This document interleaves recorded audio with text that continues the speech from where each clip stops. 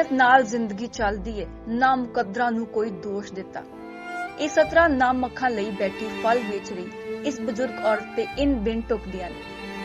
इस लाचार बुजुर्ग औरत दा इस बुढ़ापे च कोई सहारा नहीं है। इस दा पति काफी समा पहला गुजर गया सी। कुदरत दा कहर अजिहा ढिया कि इस औरत दा 8 साला पुੱਤ भी इस जग नूं अलविदा कह गया ते औरत रेड़ी ला के रोटी खाण नूं मजबूर हो गई। इस बुजुर्ग औरत दे कोल रहण नूं अपना घर तक नहीं है ते ਉਹ ਇੱਥੇ फल ਵੇਚ के अपना गुजारा करदी है। ਵੱਡੇ ਵੱਡੇ दावे ਕਰਨ ਵਾਲੀਆਂ ਸਰਕਾਰਾਂ ਇੱਥੇ ਝੂਠੀਆਂ ਪੈਂਦੀਆਂ ਦਿਖਾਈ ਦੇ ਰਹੀਆਂ ਨੇ। दरअसल इस औरत नूं सरकार ਵੱਲੋਂ कोई मदद नसीब नहीं हुई ते ਹੁਣ ਇਹ ਬੇਬਸ औरत अपना ਢਿੱਡ ਭਰਨ ਲਈ ਰੇੜੀ ਲਗਾਉਣ ਨੂੰ ਮਜਬੂਰ है।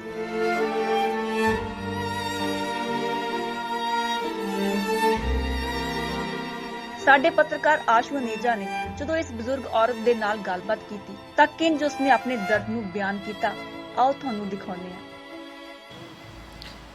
ਅੱਜ ਐਸੀ ਸਟੋਰੀ ਮੈਂ ਕਰ ਰਿਹਾ ਜਿਸ ਨੂੰ ਦੇਖ ਕੇ ਤੁਹਾਨੂੰ ਅਫਸੋਸ ਵੀ ਹੋਊਗਾ ਤੇ ਖੁਸ਼ੀ ਵੀ ਹੋਊਗੀ, ਕਿਉਂਕਿ ਜਿਹੜੇ ਘਰ ਦੇ ਬਜ਼ੁਰਗ ਹੁੰਦੇ ਆ ਸਾਨੂੰ ਆਸ਼ੀਰਵਾਦ ਦਿੰਦੇ ਆ ਅਤੇ ਉਹਨਾਂ ਦੇ ਆਸ਼ੀਰਵਾਦ ਤੇ ਅਸੀਂ ਚੱਲਦੇ ਆ, ਪਰ ਜਦੋਂ ਉਹਨਾਂ ਨੂੰ ਸਹਾਰੇ ਦੀ ਲੋੜ ਪੈਂਦੀ ਹੈ ਤਾਂ ਉਹਨਾਂ ਨੂੰ ਜਦੋਂ ਸਹਾਰਾ ਨਹੀਂ ਮਿਲਦਾ ਤਾਂ ਤੁਹਾਨੂੰ ਦੁੱਖ ਵੀ ਲੱਗੂਗਾ। ਇੱਕ ਐਸੀ ਮਾਤਾ ਹੈ ਜੋ ਜਿਨ੍ਹਾਂ ਦੀ ਉਮਰ ਹੁਣ 75-80 ਸਾਲ ਦੇ ਕਰੀਬ ਹੋ ਚੁੱਕੀ ਹੈ। मोहाली ਦੀ 3B2 ਮਾਰਕੀਟ ਦੇ ਵਿੱਚ ਫਰੂਟ ਵੇਚ ਰਹੀ ਹੈ। ਦੁਖਾਂਤ ਵਾਪਰਿਆ ਸੀ ਮਾਤਾ ਦੇ ਨਾਲ, ਇੱਕ ਇਸ ਦਾ ਪਤੀ ਚਲਾ ਗਿਆ ਤੇ ਇਸ ਦਾ ਬੇਟਾ ਜਿਹੜਾ ਚਲਾ ਗਿਆ ਦੁਨੀਆ ਤੋਂ। ਰੁਖਸਤ ਹੋ ਗਏ ਦੋਨੇ ਪਿਓ ਪੁੱਤ ਤੇ ਹੁਣ ਮਾਤਾ ਜਿਹੜੇ ਇੱਥੇ ਫਰੂਟ ਵੇਚ ਰਹੀ ਹੈ।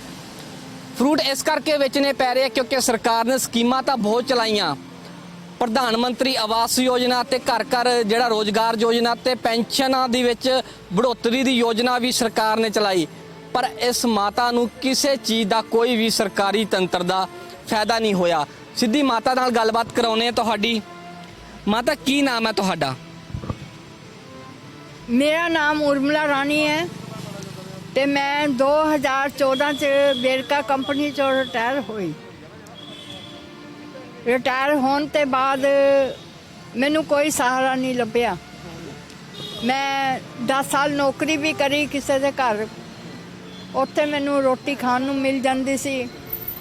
ਉਹ ਵਿਚਾਰੇ ਦੋਨੋਂ ਹੀ ਪੇਸ਼ੈਂਟ ਸੀ, ਕੁਝ ਤਨਖਾਹ ਦੇ ਦਿੰਦੇ ਸੀ, ਮੇਰਾ ਗੁਜ਼ਾਰਾ ਹੋ ਜਾਂਦਾ ਸੀ। ਫਿਰ ਉਹ ਪੇਸ਼ੈਂਟ ਜਿਹੜੇ ਹੈ ਦੁਨੀਆ ਨੂੰ ਛੱਡ ਗਏ, ਮੈਂ ਨੌਕਰੀ ਛੱਡਣੀ ਪਈ। ਉਹ ਪੁਲਿਸ ਅਫਸਰ ਦੇ ਮਾਂ-ਬਾਪ ਸੀ ਜਿਨ੍ਹਾਂ ਦੀ ਮੈਂ ਸੇਵਾ ਕਰਦੀ ਸੀ। ਅੱਜ ਹਾਲਾਤ ਐਸੇ ਪੈਦਾ ਹੋ ਗਏ कि मेरी पेंशन भी नहीं है। 850 रुपया मेरी 823 रुपये मेरी पेंशन मिलती है।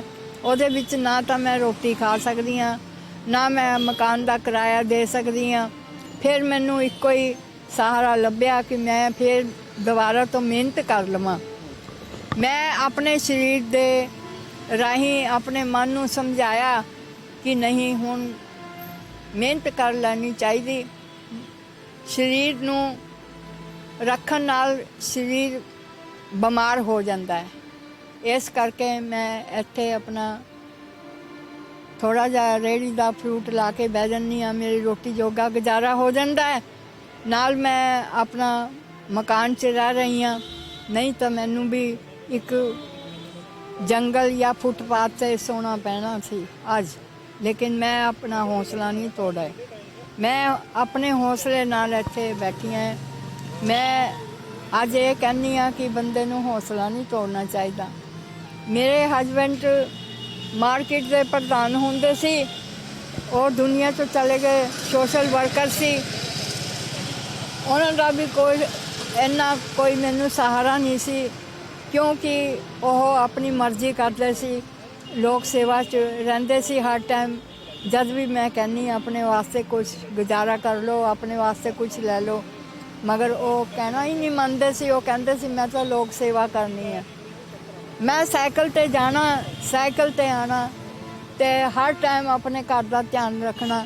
ते मैं अपनियां 2 कुड़ियां सी वो ब्याह दित्तियां। अज मैं कल्ली हाँ, मैनू सरकार वालों कोई सहायता नहीं है। मैं इस वास करदी हाँ, सरकार तो एक रिक्वेस्ट करदी हाँ कि मैनू कोई छोटा मोटा मकान दे दो। जब तक मेरा जीवन है मैं वो रही जावांगी। ਬਾਕੀ ਸਰਕਾਰ ਮੇਰੇ ਬਾਅਦ ਸਰਕਾਰ ਲੈ ਲਵੇ, ਮੈਨੂੰ ਕੋਈ ਚਿੰਤਾ ਨਹੀਂ। ਮੈਂ ਕਿਰਾਏ ਦੇ ਕੇ ਥੱਕ ਗਈ ਹਾਂ। ਜਿਸ ਟਾਈਮ ਮੈਂ ਕਿਰਾਇਆ ਨਹੀਂ ਦਿੰਦੀ ਫਿਰ ਮੈਨੂੰ ਬੜਾ ਮੁਸ਼ਕਲ ਹੋ ਜਾਂਦਾ ਹੈ, ਮੈਨੂੰ ਟੈਨਸ਼ਨ ਹੋ ਜਾਂਦੀ ਹੈ ਕਿ ਮੈਂ ਕਿਰਾਇਆ ਕਿੱਥੋਂ ਦੇਵਾਂ। ਇੱਥੋਂ ਮੈਂ ਛੋਟਾ ਮੋਟਾ ਕੰਮ ਕਰ ਲੈਂਦੀ ਹਾਂ ਤੇ ਆਪਣਾ ਗੁਜ਼ਾਰਾ ਕਰ ਲੈਂਦੀ ਹਾਂ। ਮਾਤਾ ਵੈਸੇ ਬੜਾ ਦੁੱਖ ਲੱਗਦਾ ਹੈ ਕਿ ਤੁਹਾਡਾ ਜਿਹੜਾ ਮਾਪੇ ਉਮੀਦ ਕਰਦੇ ਸਾਡਾ ਪੁੱਤ ਜਵਾਨ ਹੋਊਗਾ, ਸਾਡਾ ਸਹਾਰਾ ਹੋਊਗਾ, ਤੁਹਾਡਾ ਪੁੱਤ ਜਿਹੜਾ ਛੋਟੀ ਉਮਰ 'ਚ ਚਲਾ ਗਿਆ, ਤੁਹਾਡਾ ਪਤੀ ਚਲ ਗਿਆ। ਕੀ ਵਾਪਰਿਆ ਸੀ ਦੋਨਾਂ ਨਾਲ? ਉਹ ਘਰੋਂ ਤਾਂ ਠੀਕ ਠਾਕ ਗਏ, ਦਿੱਲੀ ਗਏ ਸੀ ਰਿਸ਼ਤੇਦਾਰੀ ਦੇ ਵਿੱਚ। ਮੁੰਡਾ ਮੇਰਾ ਲੱਕੜੀ ਬੰਦਵਾਉਣ ਗਿਆ ਸੀ ਭੈਣ ਕੋਲੋਂ, ਫਿਰ ਮੁੜ ਕੇ ਨਹੀਂ ਆਇਆ। ਬੱਸ ਦੇ ਵਿੱਚੋਂ ਹੀ ਮਰਿਆ ਹੋਇਆ ਕੱਢਿਆ ਸੀ। PGI ਲਿਆਏ ਪੇਸ਼ੈਂਟਾਂ ਨੂੰ ਤੇ ਰਾਤ ਨੂੰ ਮੁੰਡਾ ਜਿਹੜਾ ਹੈ ਉਹ ਮਰ ਗਿਆ ਸੀ। ਉਹਦੇ ਵਿੱਚ ਸੱਟ ਲੱਗੀ ਸੀ ਸਿਰ ਦੇ ਵਿੱਚ। ਉਹ ਉੱਥੇ ਹੀ 8 ਸਾਲ ਦਾ ਮਰ ਗਿਆ ਸਨ 1991 ਦੇ ਅੰਦਰ। 7 ਸਾਲ ਬਾਅਦ ਮੇਰੇ ਹਸਬੈਂਡ ਮਰ ਗਏ। ਉਹਨਾਂ ਦੀ ਬੜੀ ਸੇਵਾ ਕੀਤੀ ਮੈਂ, ਲੇਕਿਨ ਉਸ ਟਾਈਮ ਮੈਂ ਨੌਕਰੀ 'ਚ ਸੀ, ਮੇਰਾ ਸਹਾਰਾ ਨੌਕਰੀ ਸੀ। ਲੇਕਿਨ ਹੁਣ ਮੇਰਾ ਕੋਈ ਸਹਾਰਾ ਨਹੀਂ ਹੈ, ਇਸ ਕਰਕੇ ਮੈਂ ਇੱਥੇ ਕੰਮ ਕਰਦੀ ਹਾਂ। ਤੁਸੀਂ ਦੱਸਿਆ ਤੁਸੀਂ ਆਪਣੀ 2 ਕੁੜੀਆਂ ਵਿਆਹੀਆਂ, ਕੀ ਆਪਣੀ ਮਿਹਨਤ ਨਾਲ ਹੀ ਦੋਨੇ ਕੁੜੀਆਂ ਵਿਆਹੀਆਂ? ਮੈਨੂੰ ਕਿਸੇ ਦਾ ਕੋਈ ਸਹਾਰਾ ਨਹੀਂ ਹੈ ਜੀ। ਮੈਂ ਤਾਂ ਕਦੇ ਮੈਂ ਬੈਂਕ ਤੋਂ ਲੋਨ ਲੈਂਦੀ ਜਦ ਮੈਂ ਨੌਕਰੀ ਕਰਦੀ। ਜੋ ਵੀ ਹੈ ਮੈਂ ਆਪਣੀ ਨੇਕ ਕਮਾਈ ਨਾਲ, ਆਪਣੀ ਮਿਹਨਤ ਦੀ ਕਮਾਈ ਨਾਲ ਮੈਂ ਕੁੜੀਆਂ ਵਿਆਹੀਆਂ, ਆਪਣੀ ਹਿੰਮਤ ਨਾਲ ਕੁੜੀਆਂ ਵਿਆਹੀਆਂ ਤਾਂ ਕਿ ਮੇਰੀ ਕੁੜੀਆਂ ਆਪਣੇ ਸਹੁਰੇ ਚਲੀ ਜਾਣ। ਮੇਰਾ ਜੀਵਨ ਤਾਂ ਜਿਸ ਤਰ੍ਹਾਂ ਦਾ ਹੈ ਇਕੱਲਾਪਨ ਮੈਂ ਕੱਟ ਰਹੀ ਹਾਂ। ਤੁਸੀਂ ਇੱਥੇ ਫਰੂਟ ਵੇਚ ਰਹੇ ਹੋ, ਤੁਸੀਂ ਰਹਿੰਦੇ ਕਿੱਥੇ ਹੋ? ਘਰ ਕਿੱਥੇ, ਕਿਰਾਇਆ? ਮੈਂ ਜੀ ਸੁਹਾਣੇ 'ਚ ਰਹਿੰਦੀ ਹਾਂ ਤੇ 24 ਸਾਲ ਹੋ ਗਏ ਮੈਂ ਸੁਹਾਣੇ 'ਚ ਰਹਿ ਰਹੀ ਹਾਂ ਕਿਰਾਏ ਤੇ 1-2 ਮਕਾਨ ਵੀ ਮੈਂ ਬਦਲੇ ਹੈ, ਲੇਕਿਨ ਆਪਣੀ ਹਿੰਮਤ ਨਾਲ ਮੈਂ ਉਹਨਾਂ ਨਾਲ ਕਿਰਾਇਆ ਦੇ ਦਿੰਦੀ ਹਾਂ। ਮੇਰੇ ਮਕਾਨ ਮਾਲਕ ਵੀ ਚੰਗੇ ਹੈ ਵਿਚਾਰੇ। ਕਈ ਵਾਰ ਨਹੀਂ ਵੀ ਕਿਰਾਇਆ ਦਿਆ ਜਾਂਦਾ ਫਿਰ ਦੂਸਰੇ ਮਹੀਨੇ ਕੁਛ ਮਦਦ ਕੁੜੀਆਂ ਕਰ ਦਿੰਦੀਆਂ, ਚਲੋ ਮਾਤਾ ਸਾਡੇ ਕੋਲ ਲੈ ਲਓ, ਲੇਕਿਨ ਮੈਂ ਲੈਣਾ ਨਹੀਂ ਚਾਹੁੰਦੀ। ਮੈਂ ਕੁੜੀਆਂ ਨੂੰ ਦੇ ਦਿੰਦੀ ਹਾਂ, ਮੈਂ ਲੈਂਦੀ ਨਹੀਂ। ਮਾਤਾ ਕਿੰਨਾ ਕਿਰਾਇਆ ਮਕਾਨ ਦਾ ਤੇ ਕਿੰਨੀ ਕੁ ਕਮਾਈ ਹੋ ਜਾਂਦੀ ਤੁਹਾਨੂੰ ਇੱਥੋਂ? ਮੇਰਾ 3000 ਮਕਾਨ ਦਾ ਕਿਰਾਇਆ ਤੇ ਆਪਣਾ 500 ਰੁਪਇਆ ਬਿਜਲੀ ਦਾ ਬਿੱਲ ਆ ਜਾਂਦਾ। 3500 ਮੇਰਾ ਮਕਾਨ ਦਾ ਕਿਰਾਇਆ ਹੈਗਾ ਤੇ ਸਰਕਾਰ ਵੱਲੋਂ ਕੋਈ ਮੈਨੂੰ ਮਦਦ ਨਹੀਂ ਹੈ। ਮੈਂ ਆਪਣਾ ਕਿਰਾਇਆ ਆਪ ਹੀ ਦਿੰਦੀ।